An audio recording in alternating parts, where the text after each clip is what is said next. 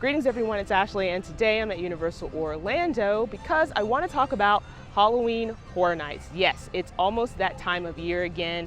This event will be here before we know it. In fact, it actually kicks off on August 29th, so we've got about 2 months to go.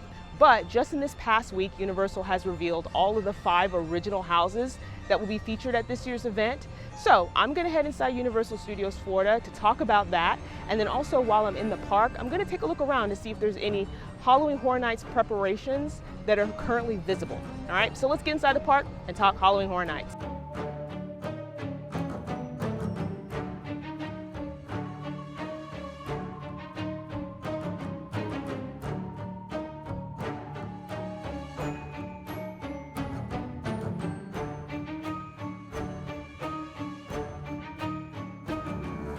Okay, so before I head into the park, I just want to stop right here outside of the Universal Studios archway because right now there's no big event going on. Like, it's summer and they have some activities and some other special offerings, but there's no big event.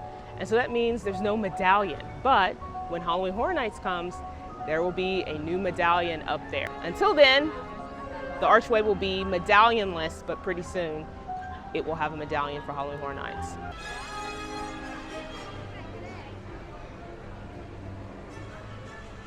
So I've made my way into Universal Studios, so let's talk Halloween Horror Nights. Now, this is one of my favorite events at Universal Orlando, and if you've never done Halloween Horror Nights or you've never heard of it, I'm just gonna give you a really quick overview. So basically, Halloween Horror Nights is an after-hours event that takes place select nights in the fall.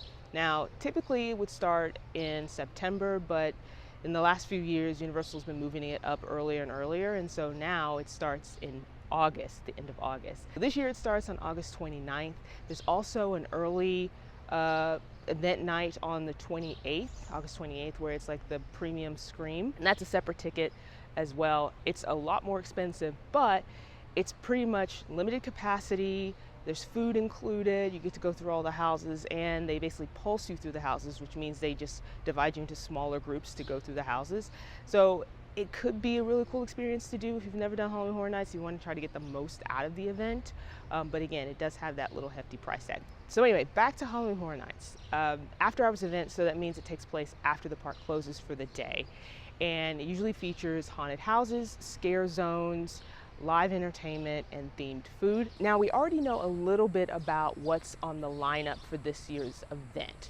Today, I'm mostly going to be talking about the haunted houses because that's where we have the most information. Usually there's 10 haunted houses at the event each year, and they're usually divided into 2 categories. So you'll have the IP haunted houses, which are houses that are based on or inspired by existing intellectual property, so like movies, TV shows, books, things like that. And then you have the original houses, which are concepts that the Universal team comes up with. And usually those houses are some of the most creative because they can kind of do whatever they want with them. So far, Universal has revealed a few of the IP houses and then all 5 of the original houses. As far as the IP houses go, we do know that Fallout is going to be one of the houses this year. It's based on the Amazon Prime show as well as the video game. And then we're also getting a Jason Universe house. We do know that Five Nights at Freddy's is going to be part of this event, but we don't know how yet. Universal hasn't officially announced what they're doing with Five Nights at Freddy's. A lot of people are speculating that it's a house and it's going to be a different type of house than what we're used to. But again, Universal hasn't officially announced that, so we kind of have to wait to see what they're doing with that. So let's talk about the 5 original houses since Universal has revealed those. I'll go through each of them one at a time, and then at the end, I'm going to share my hype list of the original houses that I'm most excited to check out at this year's event. So the first house that they announced is called El Artista, a Spanish Haunting. Now, this was actually announced a couple weeks ago at Spooky Empire, which is this like horror themed conference, and they usually have a Halloween Horror Nights panel, and it features, you know, members of the HHN team, the creative team, who comes up with all the really cool stuff that we see at the event. So this was the first house that they announced. I'm just going to share the summary of what Universal has put out. So it says, in 19th century Spain, a tortured artist moves into an isolated country manor for inspiration, but the art comes alive and possesses him. And I was watching the Spooky Empire panel, and they were sharing more details about this house. And one of the things they said was that, you know, the main character of this house is going to be Sergio Navarro. That's the name of the artist that is the center of this story. And he goes to this house basically because he's looking for inspiration. When he gets there, he doesn't realize that the house is basically haunted, that the grounds and the manor is haunted by the ghosts, the spirits of past artists who came before him. So as he's spending time in this house, the haunting starts to take over him. He starts to see these like delusions, and then it's then reflected in his artwork.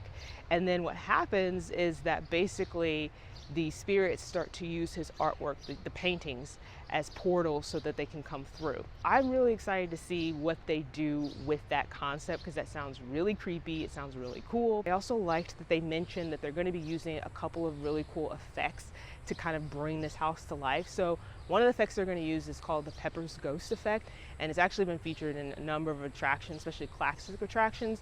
And you can currently see that effect in full effect at Haunted Mansion over at Disney World. There's also going to be effects used to show ghosts walking through walls, and they're also going to use special effects to create the illusion that the spirits, the ghosts in the house are trying to break through the canvas of the paintings. So I imagine like we'll be walking through this manor. They'll have like these canvases, you know, paint frames on the walls, and as we're walking down the hallway, we'll see like hands starting to like poke out, or even faces. Another thing they mentioned during the Spooky Empire panel was that one of the designers behind Dead Man's Pier, which is one of my favorite houses from a couple of years ago, this is a really cool house. I mean, this house was amazing, just from the set design, the music that was used, the characters, and how they were placed throughout the house. It was just the coolest house, original house that Universal has done in a really long time. The designer behind that one is actually the designer on this house. So I can imagine if they bring that same sort of creativity, this is probably going to be one of the most popular houses this year. So the next haunted house announced was Hatchet and Chain's Demon Bounty Hunters. Now this concept was actually one of the B horror movies that was featured in the Slaughter Cinema 2 house from last year, and I really liked that house. This particular section wasn't my favorite out of the bunch, but I do think it could be a very interesting concept for an entire house. Here's what Universal has shared in terms of the concept and the theme. It says, in this old west town, all hell is breaking loose. Red hot lava demons are trying to possess everyone, melting everything in their path. One, I love the Western theme. I think that's such a cool theme. I'm really curious to see what they do in terms of like the lava, the red hot lava part of it. Because I'm like, are they gonna have like lights and like lava sound effects? Are they gonna have like heat involved in some way? Like I said, it was featured in the Slaughter Cinema 2 house, but I imagine they're gonna probably do something slightly different than that. That's what they've done in the past when they've had some of these concepts that's either been like a scare zone and then they turned into a haunted house, or something like this where it was a section in like the Slaughter house and then they made it a full-blown house itself. They, you know, use similar themes and concepts, but they've like expanded it and taken it in a whole nother direction. And so I'm hoping they do that here. Next up is a house called Dolls Let's Play Dead. So this is what Universal put out about it. It says, you're about to become doll-sized and be hunted by toys that have been burnt, melded, and stitched together by a twisted little girl. This could be kind of fun because I feel like, you know, they've done houses similar where they have like fairies and it's like storybook, very childlike, but it's all evil and sinister. And so they could do this here where it's like a child's bedroom and you're walking through and all these toys are like hunting you. And these toys are like, again, they're mutilated and stitched together and just misused. So that could be kind of cool. Although I will say dolls don't really creep me out. So anytime there's anything to do with dolls, evil dolls, or like dolls are supposed to be scary, like it doesn't really scare me because I don't think dolls are creepy, but that's just me. The next one is called Grave of Flesh, and it says, welcome to your funeral, where it's about to go from bad to worse. You'll enter the underworld and be hunted by flesh eaters for eternity. Okay, so now I'm really curious how they're gonna bring this to life. Of course, this is like, it says Grave of the Flesh. Will we see like characters with like rotting flesh, or even like, you know, set pieces with like rotting flesh around?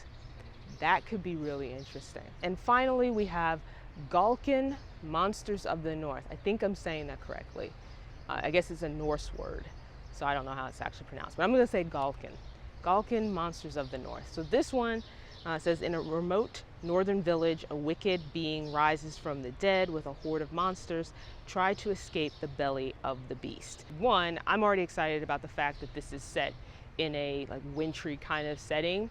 That's always fun to play with for like horror, but also that house is probably going to be really cool in terms of like air conditioning. Like usually for houses that have that sort of theme, they usually have the air conditioning on full blast. So you get a nice, cool house to walk through, which is always nice.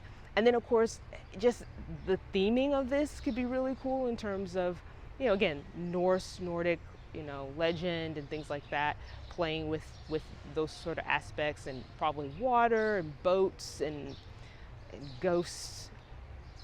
So that could be pretty fun.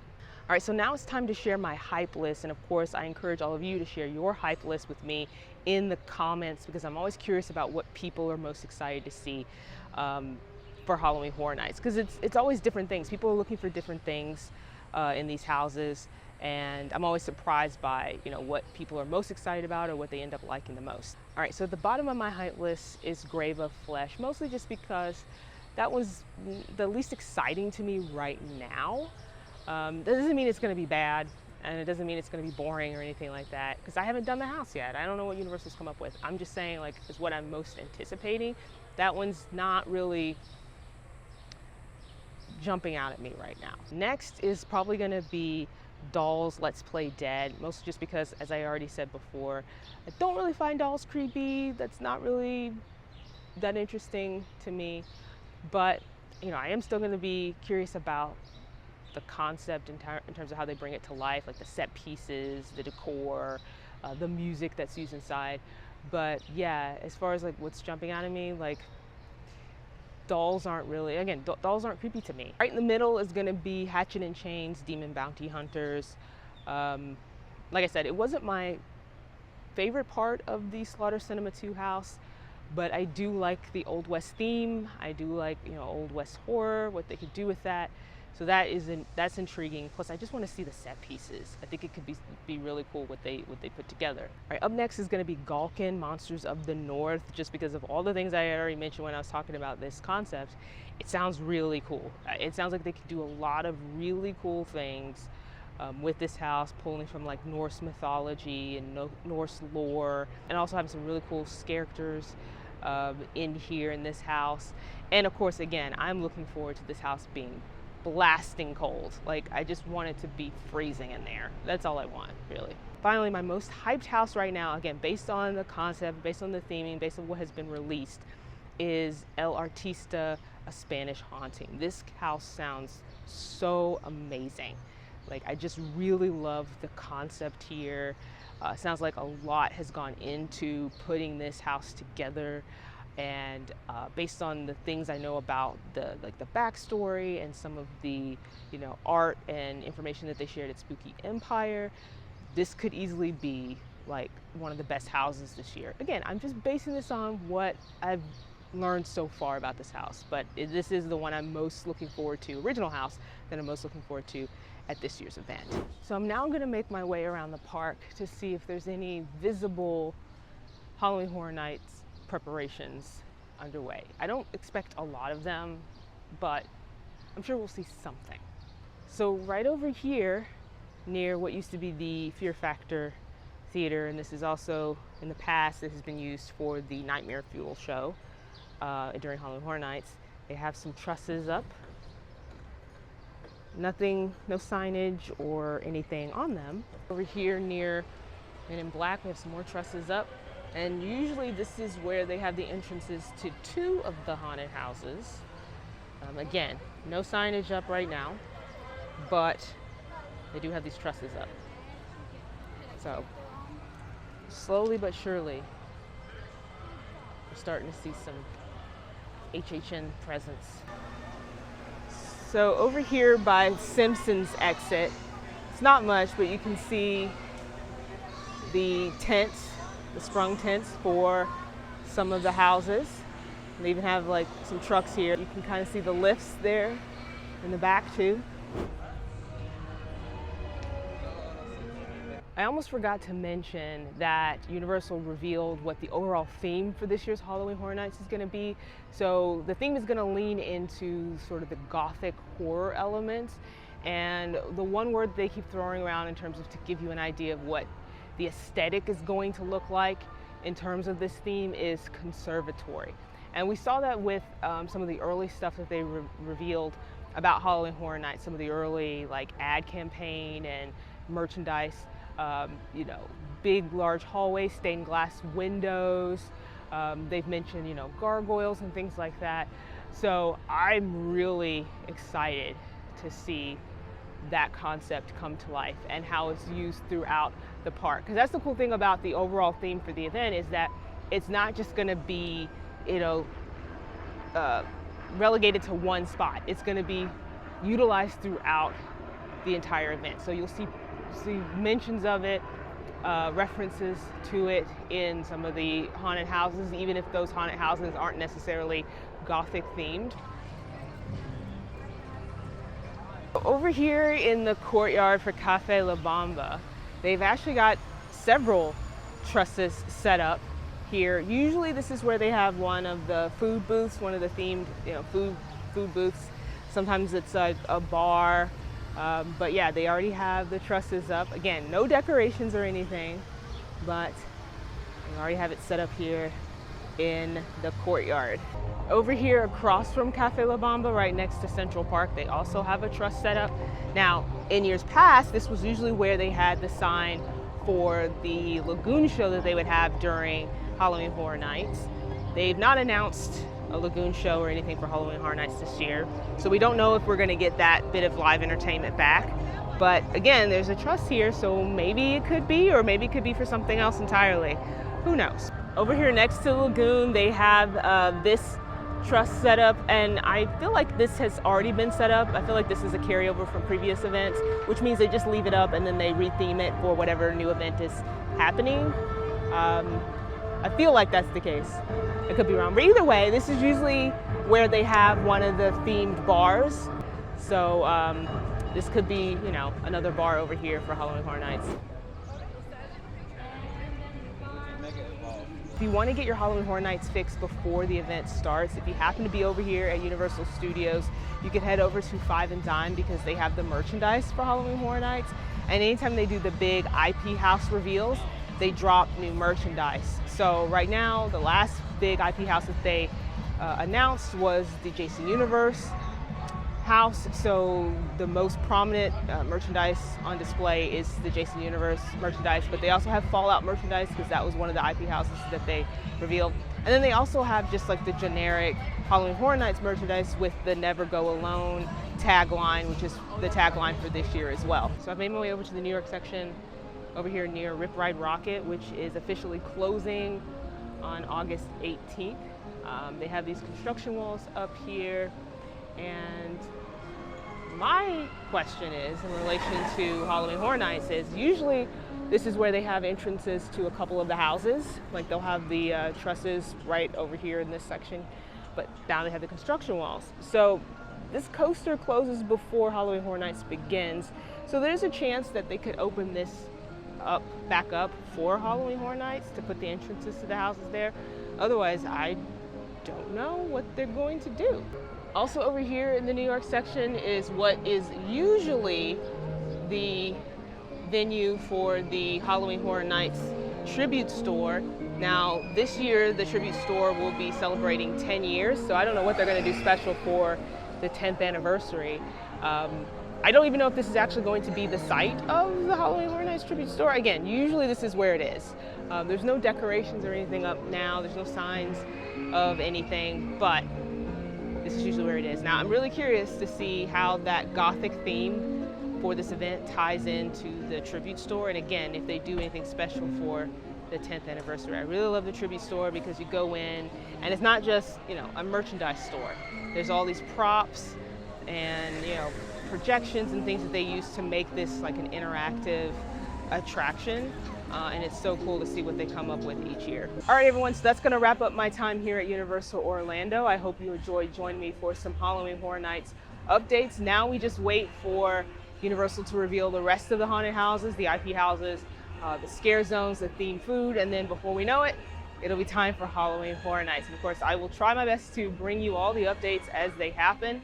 So make sure you stay tuned. Also, jump into the comments. As I already mentioned earlier, jump into the comments, share your thoughts about Halloween Horror Nights, about the 5 original houses that have been revealed, share your hype list, and share your thoughts about anything you saw in the video. Make sure you subscribe, that way you can keep up with everything I'm posting here on the channel. Thanks for watching, everyone. Have a great day, and I'll see you next time.